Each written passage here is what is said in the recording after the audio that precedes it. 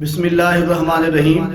मेरे प्यारे मुसलमान भाइयों, अज रमजान मुबारक का माशाअल्लाह पहला रोज़ा है तो तुहाडे अगे गुजारिश करनी है। ऐडी मैं तस्वीर लाई है ना अपने खब्बे पासे, यह बंदा जिहड़ा ना इहदा नाम है मौलाना अब्दुल कयूम ज़हीर साहब। ते इन्हां कल बयान दिता वे कि फजर की अजान हो भी जाए ना तो फिर भी उस तो बाद भी खाते रहो। मेरे अजीज भाइयों, यह मसला बिल्कुल गलत है, फ्रॉड है, धोखा है।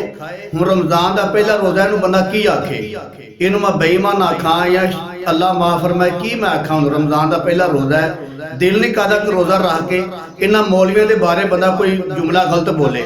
ऐ वेख लो वो किड्डी वड्डी बेईमानी मुनाफकत है और ये बंदा झूठ बोलता पिया। और झूठे उत्ते कुरान की आयत फलज अल्लाह नतल्लाहिल काज़िबीन, तुसीं इहदा तर्जमा समझ के होवोगे। ते लिहाजा मेरे अजीज भाइयों, ये बंदा बिल्कुल झूठ बोलता पिया, इहदी गल नहीं मननी। क्योंकि इन्ने 100 साल तो जिहड़े मुसलमान ने रोज़ा इंज रखते ते खोल देने पे कि जदों फजर की अजान शुरू हो जाती है ना, तमाम मुसलमान जिहड़े माशाअल्लाह सहरी जिहड़ी है वो खाना पीना बंद कर छड्डदे ने। ते ये कह रहा है कि अजान हो भी जाए फिर भी खाते रहो, जिहड़ा अगे रखिया या हाथ च फड़िया वो खाते रहो। ते हदीस पेश करदा है। और मैं इहनूं कहना चाहना वा, और मौलवी साहब मैं तुहानूं की आखां कि बुखारी शरीफ की हदीस मुबारक है, नबी करीम सल्लल्लाहु अलैहि वसल्लम ने फरमाया कि जो बिलाल रज़ी अल्लाह तआला अजान दे ना तो उदों खाते रहो। तो उस तो बाद जो इब्ने मकतूम अजान दे ना रज़ी अल्लाह अन्हु, वो अजान शुरू करन ते खाना पीना बंद कर दो। ते मालूम होया ओड़ी बिलाल रज़ी अल्लाह तआला दी अजान जिहड़ी है वो तहज्जुद दी अजान है, और इब्ने मकतूम रज़ी अल्लाह तआला ने अजान देंदे सन, ये सुबह सादक दी अजान देंदे हन जदों सहरी बंद हो जाती है। जी हाँ, दो अजाना का जिक्र है, एक अजान का जिक्र नहीं। और तुसी भी गल करदे हो ना अजान दी कि खांदे पींदे रहो अजान भी हो जाए, ओ भाई तहज्जुद दी अजान है। हदीस मुबारक चाहता है, बुखारी शरीफ की हदीस है। लिहाजा मेरे अजीज भाइयों याद रखियो, इस मौलवी की गल नहीं मननी। मतलब ये नहीं कि यह हदीस ता नहीं मननी या गैर मुकल्लद ता नहीं मननी, नहीं, ये बात ही गलत है, बात ही झूठ है। अल्लाह माफ फरमाए। वेख लो कि यह मौलवी जिहड़ा उम्मत को गुमराह करना चाहता है।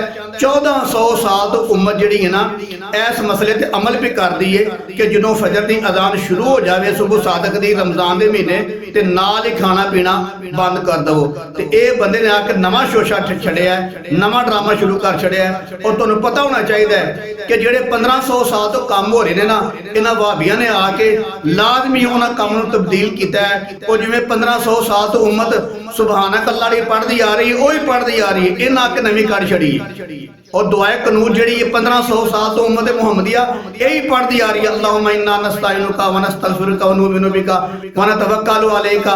ते इन्हां आके नवीं कढ़ छड़ी है। लिहाजा मैं कहना चाहना कि इन्हां लोगों ने हमेशा कोई ना कोई ऐसा ड्रामा लाजमी किया है कि उम्मत के अंदर इंतशार, अफरा तफरी और उम्मत को परेशान किया जाए। पता नहीं यह मसला सही कि यह मसला सही है। तो मैं फिर कहना चाहना मेरे प्यारे मुसलमान भाइयों, इन्हां मौलवियों की गल नहीं मननी, ये बिल्कुल झूठ बोलता पिया। जिहड़ी वो अजान की गल है कि अल्लाह के हबीब ने फरमाया कि अजान हुंदी रहे ते खांदे रहो, और तहज्जुद दी अजान है बिलाल रज़ी अल्लाह तआला देंदे हुंदे सन। ते जिहड़ी दूजी अजान है ना, उहदे बारे अल्लाह दे पाक पैगंबर ने फरमाया जो ये अजान हो जाए, इब्ने मकतूम अजान देवे, उदों खाना पीना नाल ही बंद कर दवो। ते इब्ने मकतूम अजान देंदे हुंदे सन फजर दी, यानी कि सहरी टाइम दी अजान दी जाती है रमजान के महीने। लिहाजा मेरे प्यारे मुसलमान भैन भाइयों, इन्हां लोगों की गल नहीं मननी। तुसीं जिवें माशाअल्लाह कई सालों तो करते आ रहे हो, तुहाडा अमल बिल्कुल दुरुस्त है, बिल्कुल जबरदस्त एक नंबर है। वो की है कि जदों सहरी टाइम अजान शुरू हो जाए तो खाना पीना बंद कर दो। अल्लाह ताला मुझे तुहानूं कुरान सुन्नत मुताबिक अमल करन दी तौफीक नसीब फरमाए।